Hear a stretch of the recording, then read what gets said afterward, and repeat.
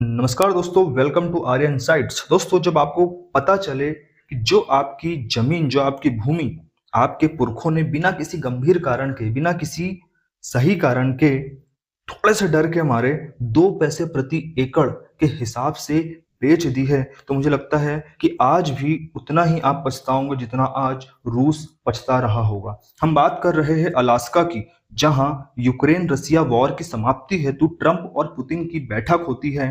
Trump ने जगह चुनी अलास्का, वो अलास्का जिस पर 150 वर्ष पहले रूस का अधिकार था।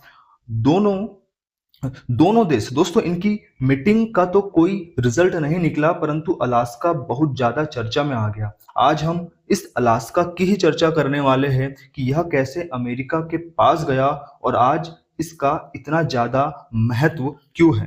दोस्तों, अलास्का जो है उत्तरी अमेरिका का एक पार्ट है, जो कि अपने आप में स्वतंत्र क्षेत्र था। यहाँ पर क्या होता है कि 1741 में 1941 के आसपास कुछ रूसी लोग, जिनमें बेरिंग थे, वो साइबेरिया को पार करके उत्तर अमेरिका की खोज में निकलते हैं कि देखते हैं कि क्या उत्तरी अमेरिका प्रशांत महासागर के माध्यम से पहुंचा जा सकता है अथवा नहीं। और ऐसे में वो अलास्का पहुंचते हैं, और जब अलास्का पहुंच जाते हैं तो वहां उनको दो चीज दिखाई देती है। यहाँ हमको समझना होगा कि जब वो अलास्का पहुंच रहे हैं तो सबसे पहले वो देखते हैं कि यहाँ पर बहुत अधिक मात्रा में सी ऑटर है। सी ऑटर जिसे आप समुद्री उदबिलाव कहते हैं। अब आप देखोगे कि उस समय पूरे के पूरे यूरोप में ठंड से बचने के कारण बहुत अधिक मात्रा में सी ऑटर के खाल की जरूरत पड़ती थी। तो ऐसे में इन रसिया के व्यापारियों को लगा कि क्यों ना हम अलास्का के सी ऑटर की खाल को यहाँ से यूरोप में जाकर बेचे, और जो कि अत्यधिक महंगी बिकती थी, और हम बहुत सारा धन कमाए। और ऐसे में ही बहुत सारे साइबेरिया या रूस के व्यापारी आकर अलास्का में बसने लगे, और यहाँ पर अब इनकी बस्ती बस रही है। जब व्यापार बहुत अधिक बढ़ने लगा तो ऐसे में 1799 में रसिया गवर्नमेंट ने रसिया अमेरिकन कंपनी बनाई, और इस कंपनी को अलास्का पर व्यापारिक प्रशासनिक अधिकार दे दिया कि आप जो है यहाँ पर आपका पूरा का पूरा व्यापार आप संचालित करिए और इस इलाके का पूरा प्रशासन आप संभालिए। तो ऐसे में वहां के मूल निवासियों पर एक प्रकार से व्यापारिक नियंत्रण और प्रशासनिक नियंत्रण जो है रसिया का हो गया। परंतु यह जो प्रक्रिया चल रही थी वो ज्यादा दिन तक नहीं चल सकी, और एक समय ऐसा आता है कि यह जो अलास्का था वो रसिया को अत्यधिक महंगा पड़ने लगा, और कुछ ऐसी परिस्थितियां बनी, कुछ ऐसी घटनाएं हो रही हैं कि यहाँ पर पूरा का पूरा अलास्का जो है रूस को बेचना पड़ा। आज हम इन्हीं कारणों को जानेंगे कि आखिर ऐसे क्या कारण थे कि रसिया द्वारा अमेरिका को यह अलास्का बेच दिया गया। आप यहाँ देख रहे हैं कि यह विलियम सीवर्ड और एडवर्ड, इन दोनों के द्वारा समझौता होता है, और इन दोनों ने समझौता कर जो है रसिया का जो अलास्का था वो अमेरिका को बेच दिया। कुछ बहुत इंपॉर्टेंट कारण हम डिस्कस कर रहे हैं। सबसे पहले जो कि आपको पता है कि अलास्का में सी ऑटर बहुत अधिक थे, तो जब सी ऑटर की खालों का व्यापार चालू हुआ, इसका अत्यधिक दोहन किया गया। जब बहुत अधिक दोहन किया गया तो उस क्षेत्र में सी ऑटर की समाप्ति हो गई। पूरे के पूरे उदबिलाव 1820-21 तक के समाप्त हो रहे हैं, और ऐसे में जब उदबिलाव की समाप्ति हो रही है, इतना ज्यादा दोहन किया गया, तो अब उनका व्यापार जो है मध्यम पड़ने लगा। दूसरा एक बहुत इंपॉर्टेंट कारण है कि जैसे जैसे रसिया अपना क्षेत्र का विस्तार कर रहा था, वैसे ही वैसे अन्य देशों से इनका युद्ध होना चालू हो गया था। और ऐसे में ही एक बहुत ही महत्वपूर्ण युद्ध होता है, जो युद्ध है क्रीमिया का युद्ध। क्या हुआ कि रसिया एक तरफ और दूसरी तरफ फ्रांस, ब्रिटेन और ऑटोमन साम्राज्य, इसे आप उस्मानिया साम्राज्य कहते हैं, जो कि वर्तमान में तुर्की है, इनके बीच में युद्ध हो रहा है। और फ्रांस, ब्रिटेन और उस्मानिया साम्राज्य की जो संयुक्त शक्ति है, ये रसिया को क्रीमिया के युद्ध में हरा दे रही है। क्रीमिया जो कि ब्लैक सागर के अंदर स्थित था, उसका बहुत ज्यादा महत्व था। तो जब ये क्रीमिया का युद्ध हार रहा है, तो रसिया पर अत्यधिक, एक प्रकार से रसिया बहुत ज्यादा कर्ज में आ गया, आर्थिक संकट में डाल दिया। तो ऐसे में इस क्षेत्र का, अलास्का का, जो कि बहुत अधिक दूर है, प्रशासन अत्यधिक महंगा हो गया। तीसरा एक बहुत महत्वपूर्ण कारण था कि ये जो पूरा का पूरा एरिया है, आप इसे देखोगे, ये रसिया के मेनलैंड से बहुत अधिक दूर था। तो ऐसे में ब्रिटेन की बढ़ती पावर ने रसिया को डराया, क्योंकि जो ब्रिटेन था वो कनाडा तक के आ चुका था। तो रसिया को लगता था कि कहीं ना कहीं ब्रिटेन की विस्तारवादी नीति से अलास्का भी उसके हाथ से निकल जाएगा और ब्रिटेन का उस पर अधिकार हो जाएगा, और ऐसे में हमारे हाथ में कुछ नहीं बचेगा। तो रसिया ने सोचा कि क्यों ना इस पूरे के पूरे इलाके को, जो कि एक बड़ी पावर है अमेरिका, जो कि बड़ी शक्ति के रूप में उभर रहा है, उसे बेच दिया जाए। और ऐसे में ही ये पूरा का पूरा जो इलाका था 1867 में मात्र 7.2 मिलियन डॉलर में, जिसे हम कहें 2 पैसे प्रति एकड़ में, ये पूरा का पूरा इलाका रसिया के द्वारा अमेरिका को बेच दिया गया। अब बेच तो दिया, परंतु उस समय उसका इतना इंपॉर्टेंट समझ में नहीं आया कि भाई ये जो क्षेत्र है, कि इसकी आज से 200 साल बाद में, 150 साल बाद क्या इसकी भू राजनीतिक व्यवस्था हो सकती है, क्या इसके नुकसान और फायदे हो सकते हैं। ये दूरदृष्टि का बहुत अभाव रहा। और वर्तमान में हम देखें तो अलास्का का बहुत ज्यादा महत्व है।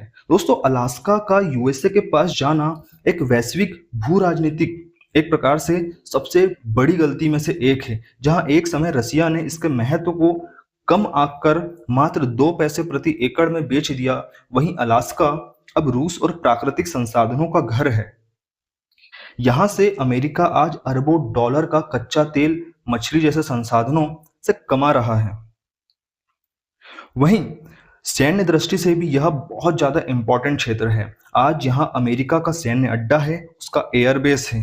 दोस्तों, सेकेंड वर्ल्ड वार और शीत युद्ध के समय अलास्का ही यूएसए के लिए सुरक्षा दीवार बन के रहा है। और जैसे जैसे बर्फ पिघल रही है, नए समुद्री रास्ते, तेल गैस के भंडार खुल रहे हैं, साथ में धात्विक खनिज के साथ बहुत अधिक उपजाऊ भूमि भी उपलब्ध हो रही है। दोस्तों, मेरा मानना है कि कई बार दूरदृष्टि का नहीं होना शॉर्ट टर्म में तो हमें फायदेमंद दिखाई देता है, शॉर्ट टर्म में हमें लगता है कि बहुत सही हो रहा है, परंतु लॉन्ग टर्म में, एक लंबे समय में, 100-200 वर्षों में हम देखें तो उसमें उसके क्या क्या प्रभाव हो सकते हैं वह हम देख नहीं पाते। और जो बड़ा लीडर होता है उसे परखता है, देखता है और निर्णय लेता है, और उसका परिणाम अलास्का निकल आता है। उस समय जब यूएसए के सेक्रेटरी ने यह सौदा किया था, तो इस निर्णय को लेकर उनकी बहुत आलोचना हो रही थी, उन पर हंसा जा रहा था। परंतु आज 150 वर्ष बाद, आज अगर हम 150 वर्ष बाद देखें तो वह जो मूर्खता थी, या जिसे आप मूर्खता कह रहे हैं, वो दूरदर्शिता थी, और उसने अमेरिका को इतना ताकतवर देश बनने में बहुत अधिक सहायता करी है। वही यह सौदा रसिया के लिए उस समय आर्थिक जरूरत थी, वहीं आगे जाकर रूस की ऐतिहासिक हार का कारण भी बन गई। अब दोस्तों, रूस ने अपने खनिज संसाधन, कच्चा तेल व मछलियों के विशाल भंडार तो खो ही दिए, साथ ही प्रशांत महासागर व आर्कटिक महासागर की जो रणनीतिक स्थिति थी उसको भी खो दिया।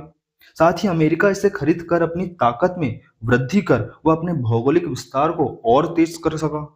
दोस्तों, ऐसी जो गलतियां हैं सिर्फ रसिया ने नहीं की, अन्य देशों ने भी करी है, जो बाद में 150 वर्षों के बाद इसको लेकर पछता रहे हैं। इसमें भारत भी शामिल है। भारत ने अपने 2 द्वीप, खासकर एक कच्चा तीवी द्वीप और दूसरा जो है कोकोलैंड आइसलैंड, यह 2 ऐसे क्षेत्र है जो कि वर्तमान में भारत के पास हो सकते थे, परंतु इस पर भारत का अधिकार नहीं है, और इसका अब नेगेटिव परिणाम हमको देखने को मिल रहा है, सामने आ रहे हैं। दोस्तों, कच्चा तीव जो द्वीप है, यह पाक जल संधि जो कि श्रीलंका और भारत के मध्य स्थित है, में यहाँ पर स्थित है।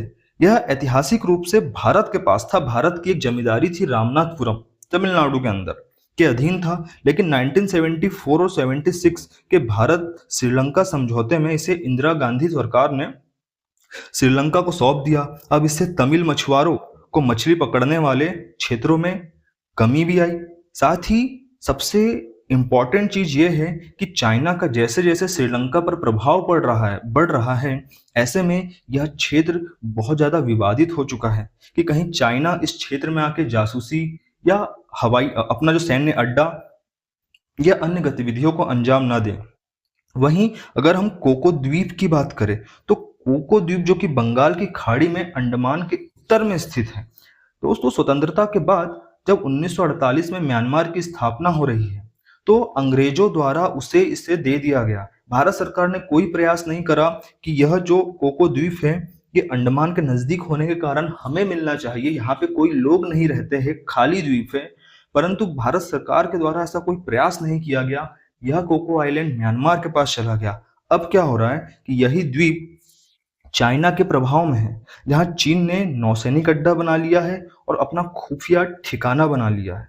यह भारतीय सुरक्षा और सामरिक दृष्टि से अत्यंत महत्वपूर्ण माने जाते हैं, क्योंकि यह अंडमान निकोबार के अत्यंत पास है। तो इस प्रकार दोस्तों, आप समझ रहे हो कि कोई जो घटना है, इसका दूरगामी परिणाम क्या हो सकता है। दोस्तों, यह था अलास्का की पूरी कहानी कि कैसे यह रसिया और फिर यूएसए के पास आया और आज इसका इतना ज़्यादा महत्व क्यों है। मैं उम्मीद करता हूं कि यह टॉपिक आपको समझ आया होगा। इस टॉपिक से रिलेटेड आपके अपने जो विचार है, इसे कमेंट्स बॉक्स में जरूर साझा कीजिएगा। साथ ही ऐसे वीडियो को देखने हेतु चैनल को सब्सक्राइब जरूर करें। Thank you so much. Have a good day.